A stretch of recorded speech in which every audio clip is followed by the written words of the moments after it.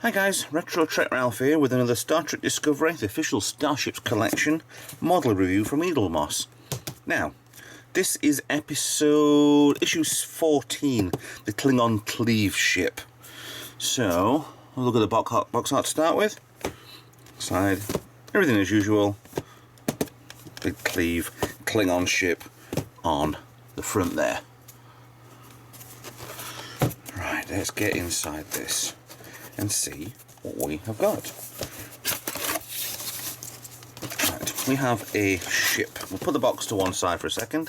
Let's go through the magazine to get the light off and get you in. Right, so issue 14. Now, what gets me with this Cleave ship, I know Discovery have come out with a lot of different Klingon designs, and the Klingons were always a D7 or a bird of prey, and then little bits in Next Gen and stuff, the attack cruiser and whatever. But they do show that there's different houses and trying to get a bit of history to the Klingons, even though we didn't know much about them.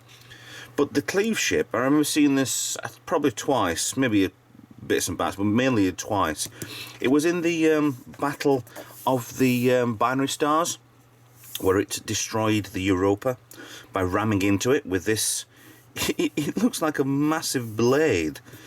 It's quite a strange ship, but we'll have a look at it in more detail when I get to the model. But it's just like a massive blade with this big long, I don't know, something on top of it. But it is what it's supposed to be. It's a ship that can be cloaked, and it can just cut straight through any ship, which will be right in front of them, and then just cut straight into them and destroy them. So it's got its purpose, if that is just one big solid piece of metal. Tritanium, duotanium, or whatever else titanium. Well, yeah.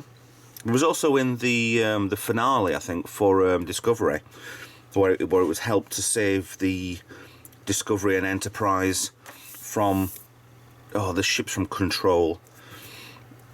So it played a better part trying to be good Klingons at the end. But we'll find out later to see what happens if any Discovery Series 3 comes out. Which I'm just not too sure it ended as a series, and Discovery is gone. So, I don't know, are they going to do Discovery 20 years in the future for Series 3? I don't know. We'll find out later on in the year or next year.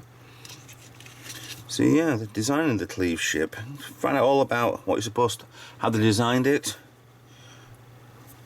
There's a little Enterprise sort of ship size there. If it won't be at scale. That cannot be at scale. Or is it? See, there you've got an Enterprise from the reboot films. It's a bit strange. That would be quite interesting if they had a... It was like a gun, to be honest, but it looks like the sections of what can move around a bit. That's quite interesting. And even there, it looks like a ship. Yeah, it's like a blade covered in, like it's been underwater for 20 years. Very, very interesting artwork.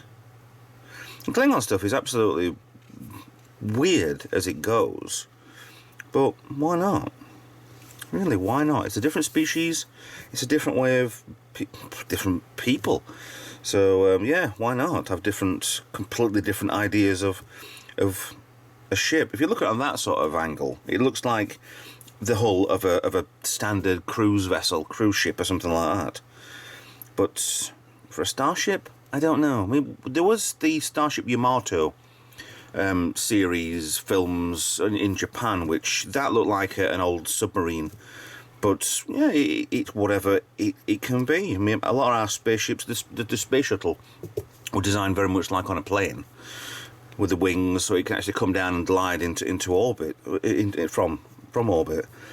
So yeah, why not? It's designed on a certain thing. I'm sure spaceships for us will never look like this, but in whenever centuries to come, they'll be whatever, they'll be completely different. You never know what the future is going to be. Our future, not Star Trek future. So the next one's going to be issue 15, is the Edison. So it's the Hoover class, even though it's an Edison. Yes. And the back end, well, the top end of the Cleave ship. Now, let's get the box back in and the light back on. Normal Eaglemoss packing, a lot of polystyrene. Open her up to a couple of gaps. Why are there gaps here and here? Okay, let's get the Cleave ship for the stand. 2920A-A. Still don't know what these mean, but hey ho. Looks like it just wedges on the blade section at the bottom. Right, let's get this out. Polystyrene on. Right, the metal section feels like it's this back bit here. It feels cold because it's been in the box.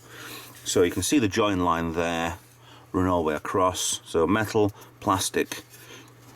That's very, very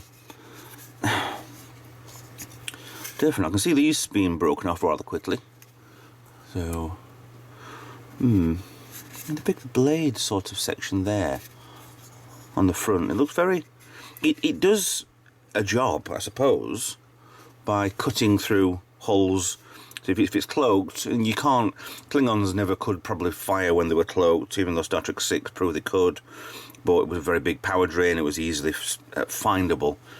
But if you couldn't have much power on a ship to power, say, a shield, because you've got your cloak, and that takes all the power, then fine, you couldn't fire while you were cloaked, because your cloak device takes too much energy up. So you'd need something else. So this is one big solid section. Then you get into the starship and then cut straight through it. You've still got your speed from your engines, and you've still got your hull integrity, at least. If this is solid, then it would just cut straight through. You would just either that, or you just push them backwards. Unlike in Star Trek 10, in Nemesis, where the Enterprise, with virtually no structural integrity, with virtually no shields, cut straight through shins on ship, which was fully working. So, don't understand that bit of the film, but hey ho, it got to be a dramatic scene. So, get your close in. Let's get a flyby. If we can get zoom, get focused. Come on, you know you want to. There you go. That's a very different. It's quite a long ship, this one. There's a lot of detail work in there. Very green aft section. Don't know if it's like a.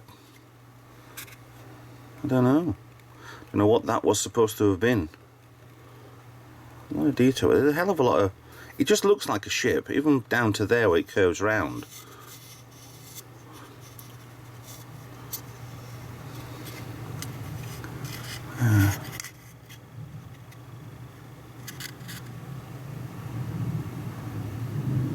Very, very different. These pods on the side here as well, like the rear guns, forward guns, sensors, pretty things, the warp engines. I don't know. There's a hell of a lot of design work on here. I mean, at least with these being. So that's plastic. So the metal sections in the middle, plastic top, plastic bottom. With all these being 3D drawn ships on a computer, it makes this very, very easy, apparently, for Eaglemoss to do. So they can make these straight off instead of having to design a model from drawings and pictures and all sorts. Quite easy once they've got the files, to just churn these out. I suppose not exactly the plan. Again, polystyrene falling off this. So yeah, very, very nice ship. It's very, I don't know, you couldn't hold it as a stabbing weapon, but you could possibly. Maybe that's the reason why this section is plastic and this is metal. But the other way around, then people might have been sharpening these blades off and using them for something. Yeah, would have been naughty. Can't really hold it. No. Well, back to the model. Let's not get distracted, Ralph. You have this front section on here, on the bridge section. Actually, it won't be the bridge section. The bridge will probably be one little tiny little room on the ship. Little spikes on the top, like ridges, Klingon head ridges. Maybe. Maybe not.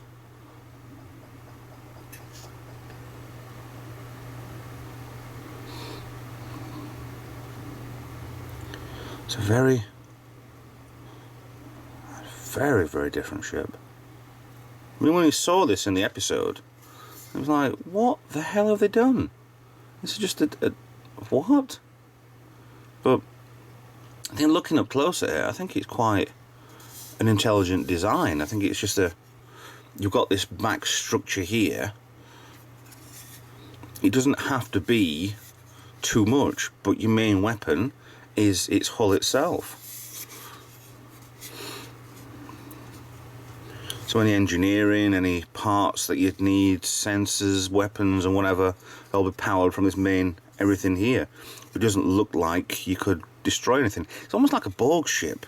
Kind of looks like it's very decentralized, that you wouldn't know where an engineering section may be in different sections depending on what type of engineering it needed to be. Weapons sections possibly powered from different locations, like the Borg ship.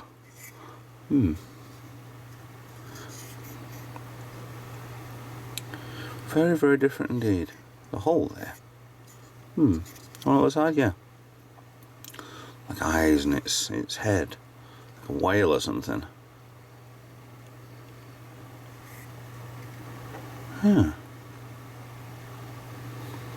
Quite nice, that. Right, let's get to as usual bits. Size-wise, once it gets in focus. Right, it is from tip to toe, end of my finger, way on past up to my wrist. So pretty big lengthwise ship. Not very wide, but tall-wise, as in it goes that way around. Yeah, not a bad scaling at all, really. So, yeah, it's just, it kind of comes in there as well. Another angle there. I like this, it's a very tactile feel in this. Curves around there, curves in here. Yeah. I'm actually liking this the more I look at it. Anyway, I hope that's either convinced you to buy or to not. If not, like, subscribe and whatever else on my channel, if you wouldn't mind. Share it out there and get more of my name out if you can help, then please do. And if not, I'll see you in the next video. Bye for now.